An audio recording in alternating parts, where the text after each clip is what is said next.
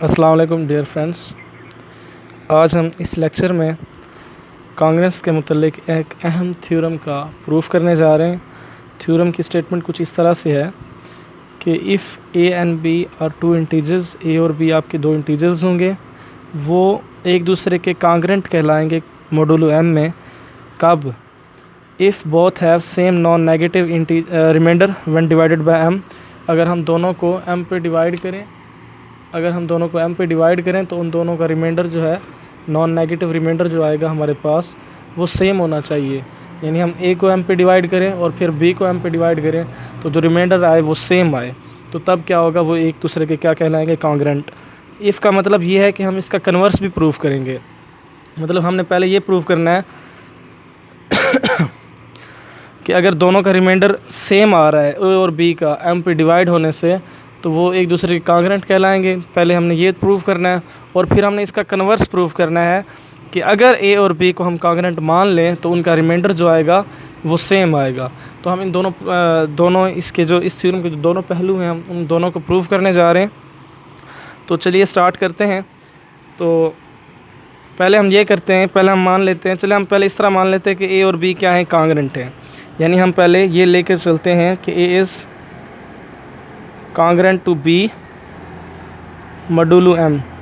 Modulo M में A जो है वो बी के कांग्रेंट है। पहले ये हम इस चीज़ को मान के चलते हैं, यानी हम इस चीज़ को एक्सेप्ट कर लेते हैं। और प्रूव हमने ये करना है कि दोनों का जो रिमाइंडर आएगा, नॉन नेगेटिव रिमाइंडर आएगा एम पे डिवाइड होने से, ए का और बी का, वो सेम होगा।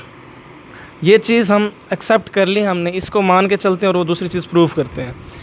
तो इस प्रूफ के लिए आप ये देखें कि मैं इस तरह कर सकता हूँ कि अगर मैं डिवीजन एल्गोरिदम यूज़ करूँ, यानी when A is divided by M,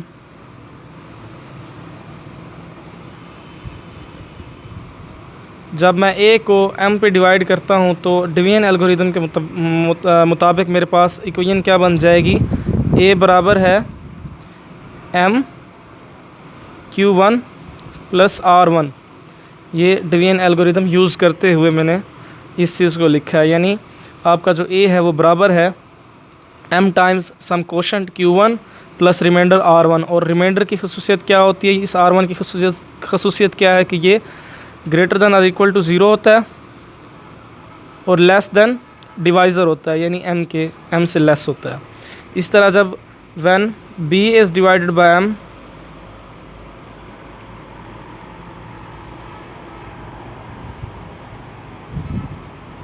when b is divided by m, we have equation according to division algorithm, b equals to mq2 plus r2।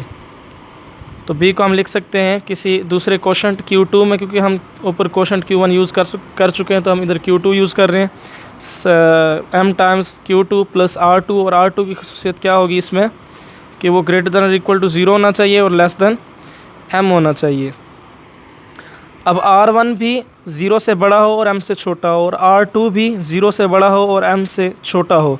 अगर मैं R1 और R2 का डिफरेंस ले लूँ, यानी अगर मैं ये चीज़ ले लूँ यहाँ इन दोनों कंडीशंस को यूज़ करते हुए, इस कंडीशन को और इस कंडीशन को यूज़ करते हुए, अगर मैं R1 माइनस R2 पर कंडीशन लगा दूँ, तो क्या ख्याल है वो क्या होगा, डेफिनेटली उनका डिफरेंस भी 0 से बड़ा होगा। दोनों का डिफरेंस, क्योंकि दोनों क्या हैं, 0 से बड़े हैं, उनका डिफरेंस हम लेंगे तो वो 0 से डिफरेंस उनका बड़ा होगा। और m से क्या रहेगा, क्योंकि दोनों ही m से छोटे हैं। मान लें ये 3 है इधर रिमाइंडर R1, और इधर रिमाइंडर आया जी 4, इधर 3 आया और इधर 4 आया, और m क्या था आपका, मान लें कि 5 था। तो R1 माइनस R2, 3 और 4 का जो डिफरेंस होगा वो भी क्या होगा, 5 से छोटा होगा, यानी m से छोटा होगा। तो R1 माइनस R2 यानी रिमाइंडर का जो डिफरेंस होगा वो m से क्या होगा, छोटा होगा। तो इस चीज़ को आप इक्वेशन नंबर 1 का नाम दे दें। इनइक्वालिटी है, बल्कि आप इसको एक्सप्रेशन नंबर 1 का नाम दे दें, यानी आप इसको एक्सप्रेशन नंबर 1 का नाम दे दें। तो ये 1 आपके पास आ चुकी है। इसके बाद आपने ये करना है, अब हम इस चीज़ को मान चुके हैं कि ए कांग्रेंट है बी के मॉडुलो m में, यानी m जो है इधर से, क्योंकि ये हमें गिवन था, तो हम लिख सकते हैं m जो है a माइनस बी को डिवाइड करता है। तो अगर आप इसको इक्वेशन ए का नाम दे दें ऊपर, ए वाली इक्वेशन को, और बी वाली इक्वेशन को बी का नाम दे दें, तो इक्वेशन ए में से अगर बी माइनस करें तो मेरे पास ए माइनस बी आ जाएगा। ए माइनस बी की वैल्यू मेरे पास क्या आ जाएगी, लेफ़्ट साइड पे ए माइनस बी, और राइट साइड पे हमारे पास क्या आएगा, MQ1 plus R1 minus MQ2 minus R2। यानी इस ए इक्वेशन में से मैंने बी इक्वेशन को माइनस किया है। क्यों किया है, ताकि मुझे ए माइनस बी हासिल हो जाए, जिसे हम डिवाइड करते हैं। तो ए माइनस बी इक्वल होगा, इधर से हम कॉमन ले लें, Q1 माइनस Q2 प्लस इधर से जो है R1 minus R2 as it is आ जाएगा। ठीक हो गया। अब हम ये मान चुके हैं कि m जो है माइनस बी को डिवाइड करता है, क्योंकि ये हमें गिवन था कि a कांग्रेंट है b के। तो जब m इसको डिवाइड करता है तो m, अगर a माइनस बी को डिवाइड करता है तो m इसको भी डिवाइड करना चाहिए। यानी हम यहाँ से ये कहेंगे कि m should divide m into Q1 minus Q2 plus R1 minus R2।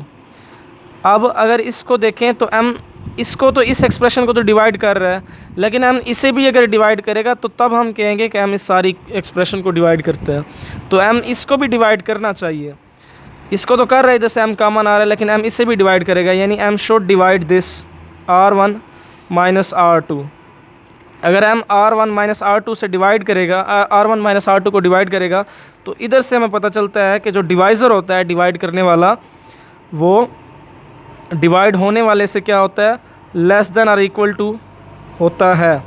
यानी अगर m R1 माइनस R2 को डिवाइड करता है तो m या तो उससे लेस होगा या इक्वल होगा। मिसाल के तौर पर अगर आप 8 ले लेते हैं, अगर 8 को आप 2 पे तकसीम कर रहे हैं तो 2 8 को तकसीम कर रहा है, तो 2 जो है या 8 से छोटा है या उसके बराबर है। हम ये नहीं कर सकते कि 8 जो है 2 को तकसीम करे, यानी ये हम नहीं लिख सकते।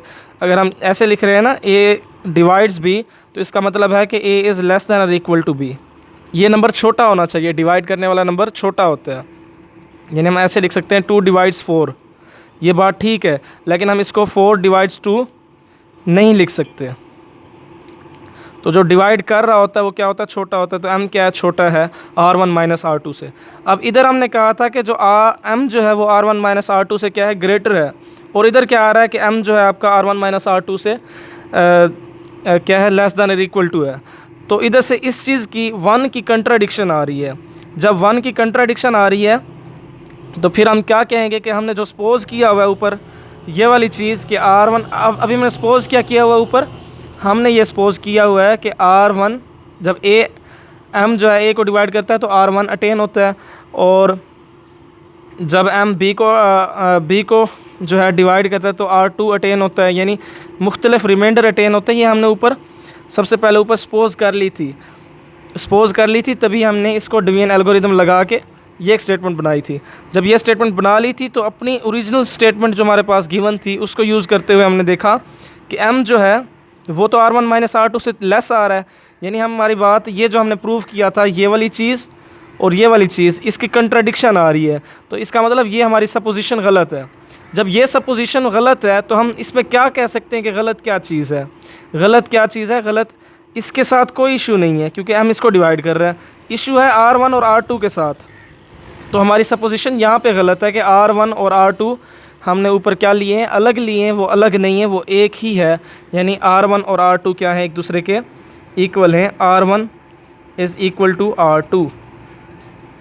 यानी रिमाइंडर जो आ रहा है वो नॉन नेगेटिव इसलिए क्योंकि 0 से बड़ा है, और एक दूसरे के क्या है, वो इक्वल हैं। इक्वल होंगे तो इधर क्या आ जाएगा, R1 माइनस R2। अगर दोनों को इक्वल कर देते तो इधर 0 हो जाएगा और m इसको डिवाइड कर देगा, क्योंकि ये हमें चीज़ गिवन थी और हमने जो सपोजिशन की थी वो हमारी रॉन्ग आ गई, उसकी कंट्राडिक्शन आ गई। तो हम इसलिए कहेंगे कि रिमाइंडर क्या है, दोनों सेम हैं। या आप इस तरह से भी देख सकते हैं कि इधर हमने लिखा था कि m क्या होना चाहिए, R1 माइनस R2 से ग्रेटर होना चाहिए। इधर हमने लिखा है या तो इक्वल हो या R1 माइनस R2 से जो है लेस हो।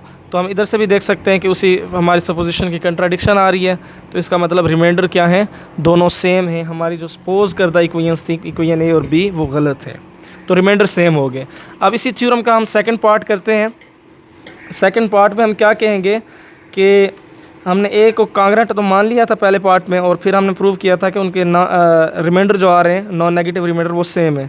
अब हम ये करेंगे कि उनके रिमाइंडर सेम रखेंगे और फिर हम ये साबित करेंगे कि ए जो है वो बी के कांग्रेंट है, यानी उसका कन्वर्स प्रूफ करेंगे। अगर उनको सेम रिमाइंडर आ रहे हैं एम पे डिवाइड होने से, तो हम ए को कैसे लिख सकते हैं, a equals to m Q one. अब हमने रिमाइंडर सेम लेने हैं तो मैं जस्ट आर ले लेता हूँ, और बी को हम क्या लेंगे, डिवीजन एल्गोरिथम यूज़ करते हुए एम क्यू टू। क्वेश्चन तो डिफरेंट ही आएंगे ना, और रिमाइंडर हम सेम ले रहे हैं। रिमाइंडर मैंने दोनों को सेम ले लिए using division algorithm, using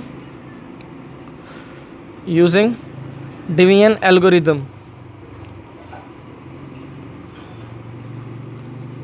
division algorithm को यूज़ करते हुए हमने रिमाइंडर इनके सेम ले लिए। क्यों? क्योंकि हम ये चीज़ लेट करके जा रहे हैं कि रिमाइंडर जो है इनके दोनों के सेम होंगे, और हम ये प्रूव करना चाह रहे हैं कि ए और बी एक दूसरे के कांग्रेंट है। अगर रिमाइंडर सेम है तो इधर इसको अगर आप इक्वेशन 1 का नाम देते हैं, इसको इक्वेशन 2 का नाम देते हैं, 1 में से अगर 2 माइनस करें तो ए माइनस बी किसके इक्वल होगा, M Q one minus M Q two plus R minus R. इधर से आर और माइनस आर क्या हो जाएंगे, कैंसल आउट, और बाकी क्या बचेगा, m Q one minus M Q two equals a minus b. इधर से अगर आप m कॉमन ले लें तो अंदर बचेगा q1 माइनस q2, और इधर आ जाएगा a माइनस बी। यहाँ से साबित हो जाएगा कि m into Q one minus q2, q1 और q2 क्या थे, दो इंटीजर थे, उनका डिफरेंस भी इंटीजर आएगा। इसको हम न्यू इंटीजर को हम k डैश कह देते हैं, और a माइनस बी। अगर a minus B m times यानी k टाइम्स किसी m के हम लिख सकते हैं, तो इसका मतलब ये कांग्रेंस की डेफिनेशन पर पूरा उतर रहा है। यानी इधर से ये साबित हो जाता है कि a जो है वो कांग्रेंट है b के मॉडुलो m में। इधर से ये साबित हो जाता है ना, देखें m इस इधर से यहाँ से साबित होता है कि m डिवाइड करता है a माइनस बी को। क्यों? क्योंकि हमने a माइनस बी को m के मल्टीपल की फॉर्म में लिख दिया। जब m डिवाइड करता है a माइनस बी को तो डेफिनेटली कांग्रेंस की डेफिनेशन अप्लाई होगी, और a कांग्रेंट होगा b के मॉडुलो m में। तो यहाँ से थ्योरम का जो दूसरा पार्ट है वो भी प्रूव हो जाएगा।